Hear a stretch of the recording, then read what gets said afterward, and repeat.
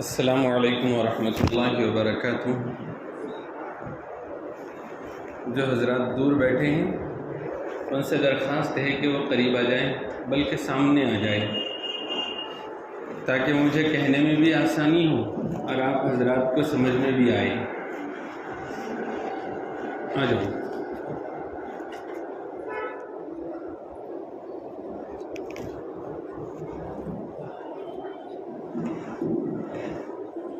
الحمد للہ وکفا وسلام علی عباده الذین اصطفى خصوصا علی افضلهم وخاتم النبیین محمد الامین وعلى آلہ وصحبہ اجمعین۔ اما بعد فاعوذ باللہ من الشیطان الرجیم، بسم اللہ الرحمن الرحیم۔ يا أيها الذين آمنوا كتب عليكم الصيام كما كتب على الذين من قبلكم لعلكم تتقون أيام معدودات۔ صدق الله مولانا العلي العظيم۔ وقال النبي صلى الله عليه وسلم: للصائم فرحتان، فرحة عند فطره وفرحة عند لقاء ربه، أو كما قال عليه الصلاة والسلام۔ وصدق رسوله النبي الأمي الكريم، نحن على ذلك لمن الشاهدين والشاكرين والحمد لله رب العالمين۔ اللهم صل على سيدنا محمد وعلى آل سيدنا محمد وأصحابه وأزواجه وبارك وسلم۔ محترم بزرگوں اور دوستو، ماہ رمضان المبارک کا یہ پورا خیر و برکت کا مہینہ اب ختم ہونے کے قریب ہے۔ کل آپ نے 27ویں شب کو جمع ہو کر قرآن کریم تراویح میں مکمل فرمایا، اور آج جمعہ کے روز 27واں روزہ چل رہا ہے۔ ہو سکتا ہے 28 29 کے بعد 30واں بھی روزہ نصیب ہو جائے، اور اس طرح سے گنتی کے 3 دن ہمیں مزید اور ماہ رمضان المبارک کے ملے۔ یہ وہ وقت ہے کہ جس وقت میں ہم نے کیا کھویا ہے، کیا پایا ہے، اور ان باقی 3 دنوں میں ہم کیا کچھ کر سکتے ہیں، اس کا تھوڑا سا جائزہ لیں۔ کیونکہ نہیں کہہ سکتے کہ ہم میں سے کون کون ایسے ہیں جن کے لیے یہ ماہ رمضان المبارک آخری ماہ رمضان المبارک ہو، اور اگلے سال رمضان المبارک کا مہینہ نصیب نہ ہو۔ زندگی کا کوئی بھروسہ نہیں، موت کا وقت اللہ تعالیٰ کے پاس لکھا جا چکا ہے، اور جب وہ آئے گی تو نہ ایک لمحہ پہلے آئے گی اور نہ ایک لمحہ بعد آئے گی۔ ماہ رمضان المبارک یہ خیر و برکت، مغفرت، دنیا اور آخرت کی ہماری سعادتوں کو لے کر آتا ہے۔ پھر قدردان لوگ اس سے اپنی دنیا بھی سنوار لیتے ہیں، اپنی آخرت بھی سنوار لیتے ہیں، اور اپنی مادی ضرورتیں بھی پوری کر لیتے ہیں، اور اپنی روحانی ضرورتیں بھی پوری کر لیتے ہیں۔ اور کچھ بد نصیب ایسے بھی ہوتے ہیں کہ اس ماہ رمضان المبارک میں انہوں نے دنیا سے کٹ جانا چاہیے تھا، اور اس ماہ میں صرف اللہ کا بندہ یکسوئی کے ساتھ ہو جانا چاہیے تھا، اور شروع رمضان المبارک سے لے کر 20 رمضان المبارک تک صاف طور پر بتانا چاہیے تھا کہ میں جو بھی کچھ وقت دنیا کے لیے دیتا تھا اس کے مقابلے میں اب آخرت کے لیے زیادہ وقت دے رہا ہوں۔ اور پھر بات کے جو 10 دن ہیں، اس 10 دن میں تو اپنی حد کر دیتا کہ صاحب یہ اب صرف 10 دن بچے ہیں، ان 10 دنوں میں جو بھی کچھ اس سے پہلے کے دنوں میں میں نے دکھایا کہ میں کتنا آخرت کا طلبگار ہوں، میں کتنا اللہ کا بڑا بندہ ہوں، تو اس سے زیادہ مجاہدہ کرتا اور اس سے زیادہ دنیا سے کٹ کر اللہ کی طرف متوجہ ہوتا، تاکہ یہ جب رمضان کا مہینہ گزرے تو پھر یہ ہمارے بخشش کا سامان ہو۔ حضور صلی اللہ علیہ وسلم نے فرمایا کہ جس شخص نے رمضان کے روزے رکھیں ایمان اور احتساب کے ساتھ، یعنی ایمان کے ساتھ، یقین کے ساتھ اور ثواب کی امید رکھتے ہوئے، تو اس کے پچھلے سارے گناہ معاف ہو جاتے ہیں۔ جو ماہ رمضان المبارک میں ایمان کے ساتھ، یقین کے ساتھ اور احتساب یعنی امید کے ساتھ، ثواب کی امید کے ساتھ رمضان کی راتوں کا قیام کرتے ہیں، عبادتیں کرتے ہیں، تراویح پڑھتے ہیں، تو ان کے پچھلے سارے گناہ معاف ہو جاتے ہیں۔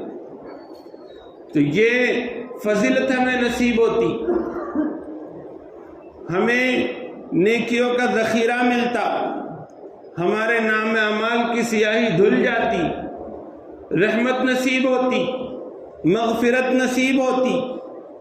اور اسی کے ساتھ ساتھ اللہ تعالی ہمیں جہنم سے آزاد فرما دیتے۔ ہماری جو گناہوں والی زندگی ہے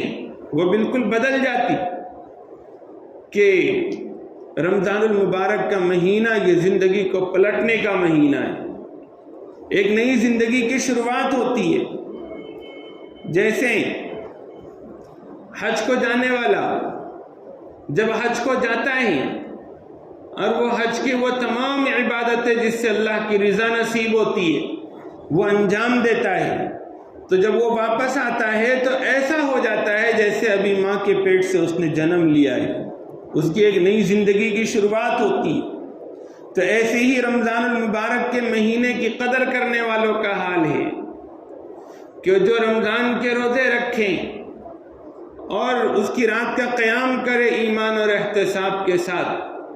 تو پھر وہ ایسا ہی ہو جاتا ہے حضور کے فرمان کے مطابق جیسے کہ ابھی اس نے جنم لیا اور ایک نئی زندگی کی شروعات ہو۔ ماہ رمضان المبارک در حقیقت تقویٰ دے کر جانے والا مہینہ ہے۔ ہم نے جائزہ لینا چاہیے کہ اس ماہ رمضان المبارک میں جبکہ ہمارے 27 دن مکمل ہو چکے ہیں اور اس کی عبادتوں کا کچھ نہ کچھ حصہ ہمیں نصیب ہوا ہے اور بہت کچھ حصہ یا کچھ حصہ جس سے ہم محروم ہو گئے ہیں، تو اب ہم کس لیول پر ہیں، کس درجے ہمیں اللہ رب العزت کا خوف نصیب ہوا،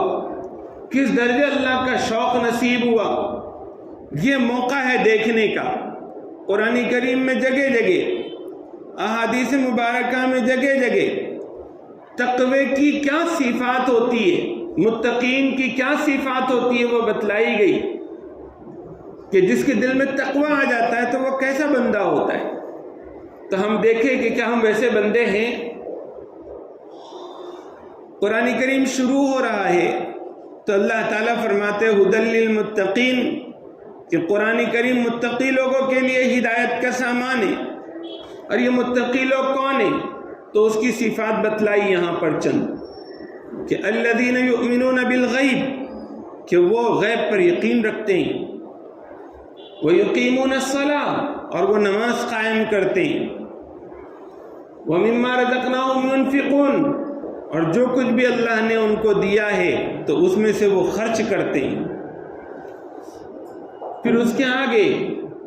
کہ حضور پر جو نازل ہوا، حضور سے پہلے جو نازل ہوا اس پر بھی وہ ایمان رکھتے ہیں اور قیامت کے دن پر بھی ایمان رکھتے ہیں۔ پھر بتایا گیا کہ یہی متقی لوگ ہیں جو حقیقت میں کامیاب ہیں، ہدایت کے راستے پر ہیں۔ تو ہم سوچیں کہ یہ کیا غیب پر ایمان، نمازوں کا قائم کرنا، اور جو بھی کچھ ہم کو ملا ہے، علم ملا ہے، صلاحیت ملی ہے، پیسہ ملا ہے، روزی ملی ہے، جو بھی کچھ ملا ہے، وہ ہم اللہ کے لیے کتنا خرچ کرنے کے لیے تیار بنے ہیں۔ اگر اس میں سے کچھ چیزیں ہمارے اندر مضبوطی کے ساتھ آئی ہیں تو ایسا سمجھیے کہ ہمیں اللہ تعالیٰ نے اسی کے بقدر تقوی عنایت فرمایا ہے۔ جیسے بخار ہے، زکام ہے، اس کی کچھ علامتیں ہوتی ہے کہ ان علامتوں سے پہچانا جاتا ہے کہ یہ بیماری ہے، تو ایسے ہی تقوی دل کے اندر ہوتا ہے۔ تو یہ تقوی کس درجے کا ہے، یہ تقوی ہے بھی یا نہیں ہے، تو اس کی بھی کچھ علامتیں ہیں، کچھ صفات ہیں۔ ان صفات سے بخوبی ہم اندازہ کر سکتے ہیں کہ ہمارے اندر کتنے تقوی کی روح پیدا ہوئی ہے۔ یہ وقت در حقیقت اپنے احتساب کا ہے کہ ہم اپنا جائزہ لیں کہ ہم نے کیا پایا ہے، کیا کچھ ہمیں ملا ہے اور کیا کچھ ہم نے کھویا ہے۔ یہ جب جائزہ ہم لیں گے تو کب لیں گے؟ جب ہمیں اپنی ذمہ داری کا احساس بھی ہوگا۔ اللہ تعالیٰ نے جو ایک بڑا روزہ ہمیں لگایا ہوا ہے کہ ایک بچہ اور ایک بچی جیسے ہی بالغ ہوتے ہیں تو بالغ ہوتے ہی ان کا ایک بڑا روزہ شروع ہوتا ہے کہ ان کے لیے ایمان پر باقی رہنا ضروری، ان کے لیے حرام سے بچنا ضروری، ان کے لیے اللہ کے فرائض پر عمل کرنا ضروری، حلال ہی کا استعمال جائز، اس طرح سے ان کو زندگی گزارنی ہے۔ اور یہ روزہ ان کا جو بالغ ہونے سے لے کر شروع ہوا ہے تو ان کے افطار کا وقت آتا ہے موت کے وقت، اور یہ ایک لمبا روزہ ہے۔ ہر مسلمان کو، چاہے وہ مرد ہو یا عورت، ان کو ایسی زندگی گزارنا ضروری ہے کہ جو اللہ کو خوش کرنے والی ہو اور اللہ کو ناراض کرنے سے بچنے والی ہو، کیونکہ اسی زندگی کے اوپر آخرت کی زندگی کا دار و مدار ہے۔ یہ جو روزہ ہے ایک بڑا روزہ جو کفر سے ٹوٹ جاتا ہے، شرک سے ٹوٹ جاتا ہے اور آدمی دائرہ اسلام سے نکل جاتا ہے، اور جو حرام سے روزہ خراب ہو جاتا ہے، فرائض میں کوتاہی کی وجہ سے زندگی کی برکات ختم ہو جاتی ہے اور آخرت میں مواخذے کا سبب ہماری زندگی بن جاتی ہے، تو یہ روزہ صحیح طریقے سے گزرے مسلمان کا، اور یہ اپنی عملی زندگی میں حرام سے بچنے والے ہو اور اللہ کے احکامات پر عمل کرنے والے ہو، اور جائز حدود جو دی گئی ہیں اپنے نفس کو کنٹرول ہوتے ہوئے اپنی زندگی کے دائرے کو اسی کے اندر رکھنے والے ہو اور اس میں ہر اعتبار سے صبر کرنے والے ہو۔ اس کے لیے اللہ تعالیٰ نے ہر سال ماہ رمضان المبارک رکھا ہے۔ یہ ایک تربیت کا مہینہ ہے۔ اس مہینے میں اللہ تعالیٰ ایک مسلمان مرد اور عورت کی تربیت فرماتے ہیں کہ یہ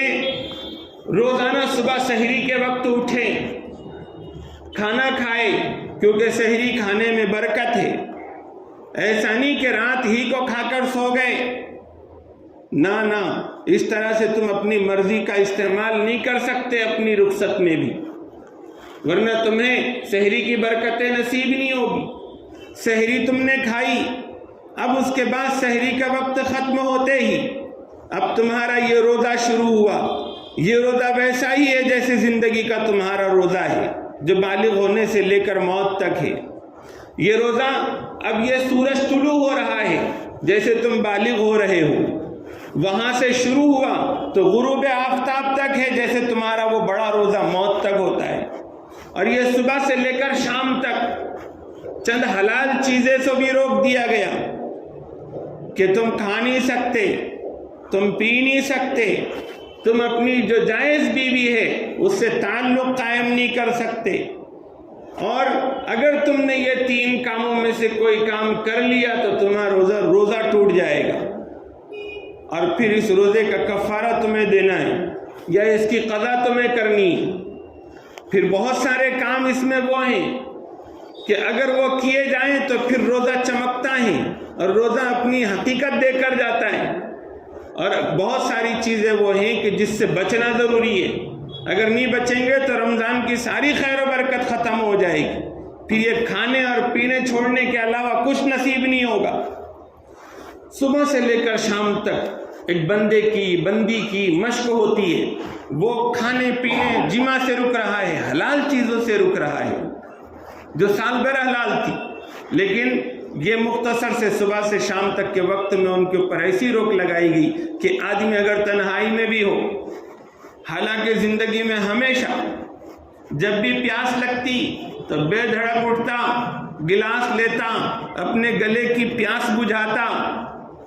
اور ایک ٹھنڈی سانس لیتا، لیکن رمضان کا مہینہ ہے تو وہ جب پیاس کی شدت ہوتی ہے اور بھول بھی جاتا ہے اور گلاس کو اٹھا لیتا ہے اور یاد آتا ہے کہ مجھے تو روزہ ہے،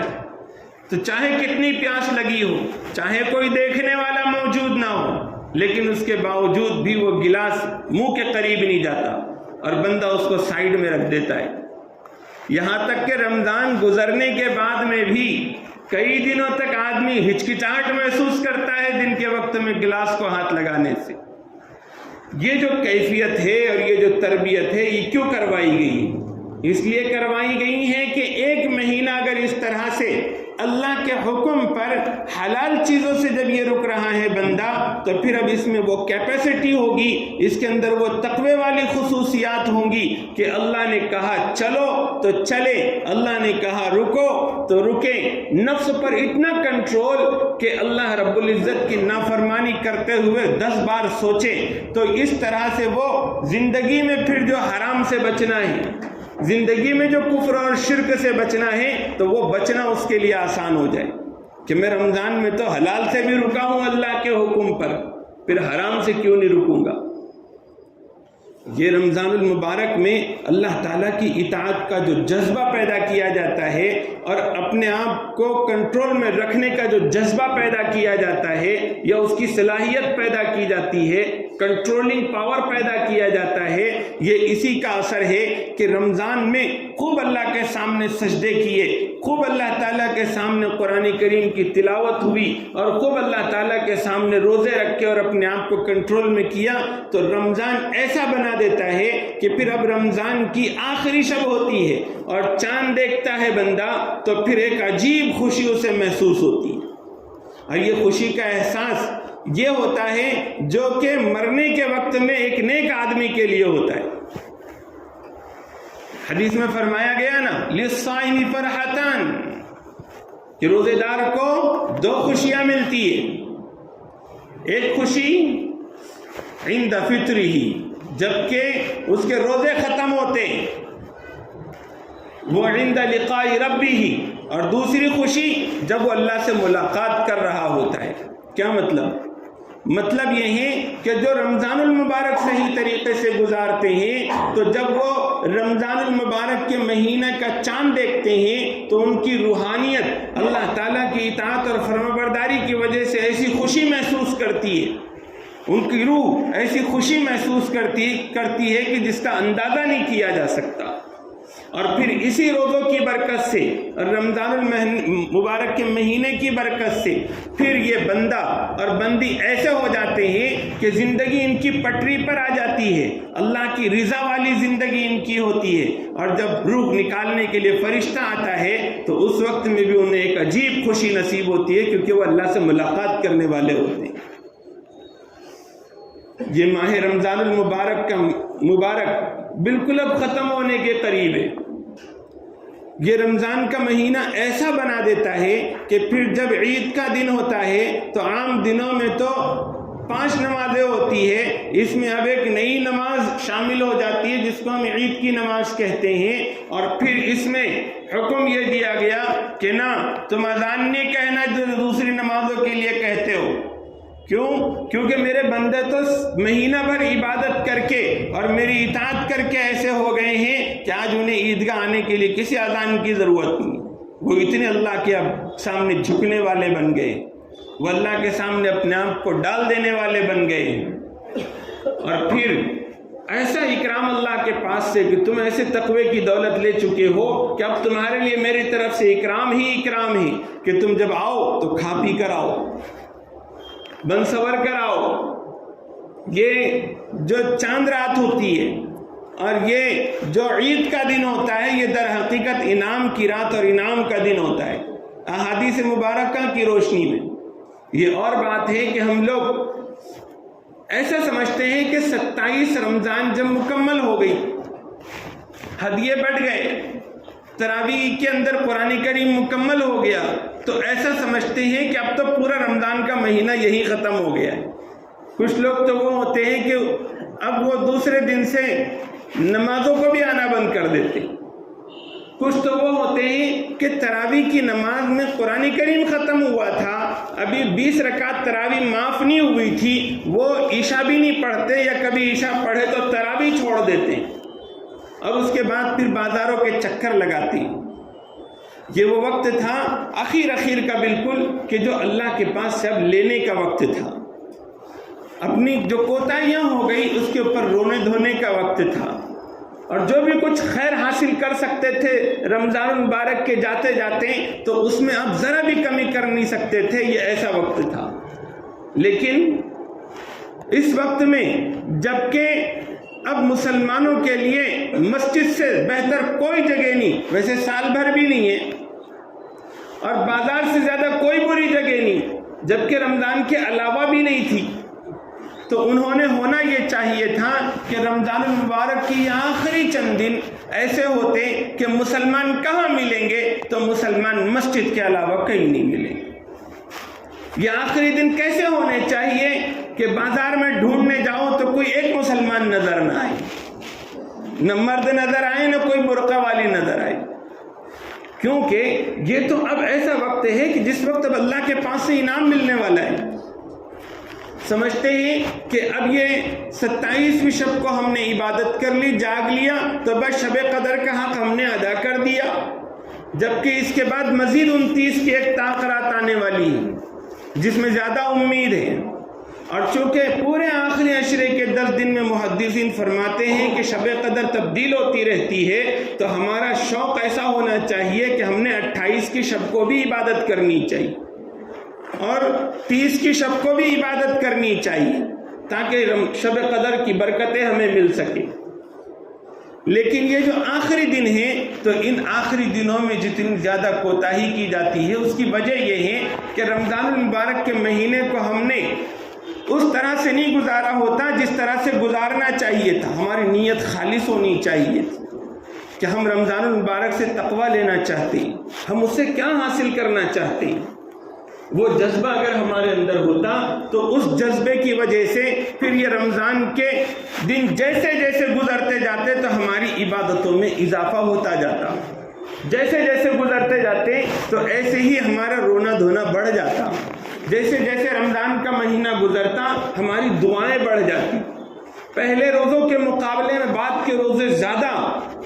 اہتمام والے، پہلے کے مقابلے میں بعد کی عبادتیں زیادہ اہتمام والی ہو جاتی. اور جب اس طرح سے معاملہ ہو کہ ایک فریضہ ہے، اس فریضے کو رسمی طور پر پورا کرنا ہے، اب اس کے لیے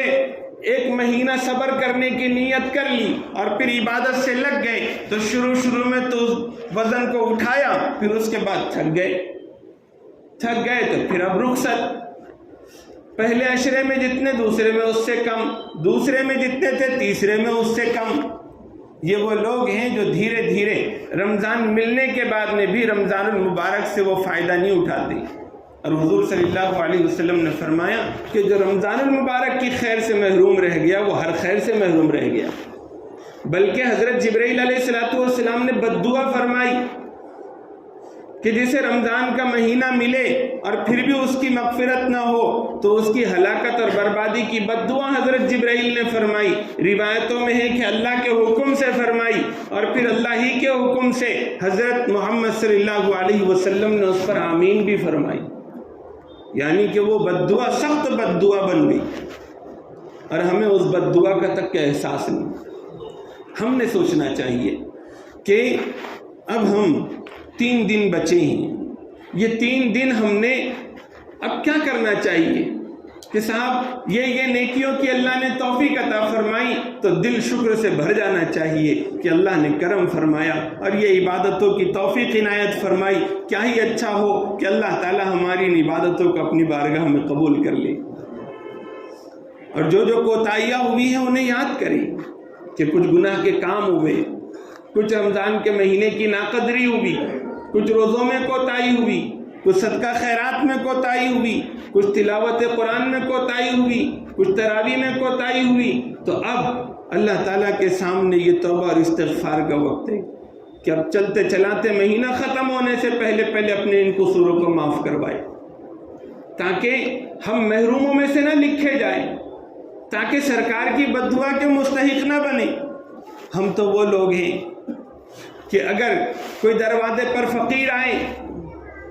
بھلے ہی وہ نماز نہ پڑھتا ہو، روزے نہ رکھتا ہو، تو ڈر لگتا ہے کہ کہیں اس کا دل دکھا دیں گے تو اس کی بد دعا نہ لگ جائے، پھر ہم سرکار کی بد دعا سے ڈرتے ہیں۔ نعوذ باللہ من ذالک، اللہ ہم سب کی حفاظت فرمائے۔ تو ہم نے ان چند دنوں میں ایک تو جو کچھ نیکیاں نصیب ہوئی ہے، اعمال نصیب ہوئے، اس پر شکر گزاری، اور جو کچھ بھی کوتاہیاں ہوئی ہے اس کے اوپر استغفار، اور کچھ کوتاہیاں ایسی ہے جس کو پورا کرنا ضروری ہے۔ روزے چھوٹ گئے ہیں تو عزم کرے کہ رمضان کے بعد ہم روزے رکھیں گے، کچھ کام چھوٹ گئے ہیں، نمازیں چھوٹ گئی ہے، ان نمازوں کی قضا کریں گے، اور پھر عزم کرے کہ اللہ تعالیٰ نے روزے تو رکھے تھے رمضان کے مہینے کے حد تک، لیکن نماز تو زندگی بھر کے لیے ہے، وہ رمضان کے ساتھ ہی خاص نہیں ہے۔ تو رمضان میں جیسی مسجدیں بھری تھی تو ہم انشاءاللہ رمضان کے بعد میں بھی پوری مسجدیں بھری کی بھری رکھیں گے۔ ہم ان جو ہونے والی کوتاہیوں کی تلافی کی فکر کریں۔ صدقہ فطر ہے جو عید کی نماز کو جانے سے پہلے ادا کرنا واجب ہے، اور رمضان کے مہینے میں پورے مہینے میں ادا کی جا سکتی ہے۔ صدقہ فطر جس کے باقی رہ گیا ہے تو انہوں نے کوشش کرنا چاہیے کہ ہم اپنی طرف سے اپنے نابالغ بچوں کی طرف سے صدقہ فطر ادا کر دیں۔ صدقہ فطر کس پر آتا ہے؟ تو 2 طرح کے لوگوں پر آتا ہے۔ ایک وہ جن کے اوپر زکوٰۃ واجب ہے، ان کے اوپر تو صدقہ فطر آ ہی جاتا ہے، اپنی طرف سے بھی دینا ہے، اپنے نابالغ بچوں کی طرف سے بھی دینا ہے۔ اور جن پر زکوٰۃ نہیں ہے لیکن ان کے پاس ضرورت سے زیادہ اتنا سامان ہے کہ جس میں 52.5 تولہ چاندی آتی ہے، ان کو جو ہے تو زکوٰۃ فرض نہیں ہے، لیکن ان کے پاس ضرورت سے زیادہ پلنگ ہے، الماریاں ہیں جو کبھی استعمال میں نہیں آتی، شو کی چیزیں ہیں، ٹی وی ہے، اور دوسری اور بہت ساری چیزیں ہیں جو ضرورت سے زیادہ ہے، جو ان کی کچھ حاجت ہی نہیں ہے۔ اب ان ساری چیزوں کو جوڑے اس میں 52.5 تولہ چاندی آ جاتی ہے تو پھر ان پر صدقہ فطر واجب ہے۔ تو وہ صدقہ فطر کے ادا کرنے کی فکر کرے۔ اس کے 2 فائدے ہوتے ہیں حدیث کے مطابق۔ ایک تو جو کوتاہیاں روزوں میں ہو گئی ہے اس کی تلافی اللہ اس سے فرماتے ہیں، اور دوسرا فائدہ یہ ہوتا ہے کہ اسلام یہ چاہتا ہے کہ جب عید کا موقع ہو، خوشی کا موقع ہو، تو صرف امیر ہی خوشی نہ منائے، غریب بھی ان کی خوشی میں شامل ہو۔ اس لیے ولیمہ ہو اس میں غریب نہ بلائے جائے تو اس ولیمے پر لعنت کی گئی ہے۔ اسی طرح سے قربانی ہے، قربانی میں کہا گیا کہ 3 حصے کرو، ایک غریبوں کا حصہ رکھو۔ تو ایسے ہی رمضان کی عید کے موقع پر اپنے روزوں کی خوشی کا اظہار کرنا ہو، تو رمضان کے مہینے کی عبادتوں کا شکریہ ادا کرنا ہو، تو اس کے لیے صدقہ فطر رکھا گیا ہے کہ 1.25 کلو گیہوں یا 3.5 کلو کھجور یا 3.5 کلو کشمش یا 3.5 کلو جو، اس کی جو قیمت ہے تو اس کی قیمت ایک آدمی کی طرف سے صدقہ فطر میں دے دی جائے۔ جس کی حیثیت گیہوں کے حساب سے دینے کی وہ گیہوں کے حساب سے دے، جس کی حیثیت کھجور کے حساب کی تو وہ کھجور کے حساب سے دے، جس کی حیثیت کشمش کی ہے وہ کشمش کے حساب سے دے، جس کی حیثیت جو کی ہے وہ جو کے حساب سے دے، اور غریبوں کو خوش کرے۔ صدقہ فطر ان کو بھی دیا جا سکتا، صدقہ فطر کس کو دیا جائے گا؟ تو جن کو زکوٰۃ دی جا سکتی ہے ان کو صدقہ فطر دیا جا سکتا ہے۔ اپنی اولاد کو، اپنے اولاد کی اولاد کو نہیں دے سکتے، اپنے ماں باپ کو نہیں دے سکتے، لیکن بھائی کو، بہن کو، چچا کو، اگر یہ غریب محتاج ہے تو ان کو دیا جا سکتا ہے۔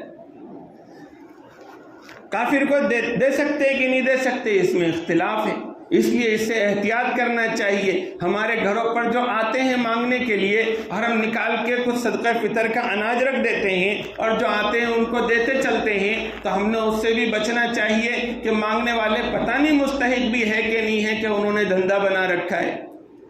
اور یہ آنے والے برقعے میں آ رہے ہیں تو کہیں ایسا تو نہیں کہ یہ صرف برقع انہوں نے پہن رکھا ہے، اندر سے غیر مسلم ہو۔ تو مومن کا دل تو ایسا ہے کہ کسی کو خالی ہاتھ جانے نہیں دیتا، تو کچھ اناج صدقہ فطر کے علاوہ رکھ لے ان کو دینے کے لیے، لیکن صدقہ فطر ادا کرنے کے لیے الگ سے اناج رکھے اور خصوصی اہتمام کے ساتھ دے، یا رقم دے دے یا کوئی دوسرا سامان بھی دیا جا سکتا ہے، تو صدقہ فطر کا اہتمام ہو۔ آخری یہ جو راتیں ہیں، ان راتوں میں خوب عبادت کی جائے، بازاروں کی زینت بالکل نہ بنے۔ یہ راتیں جو آنے والی ہے تو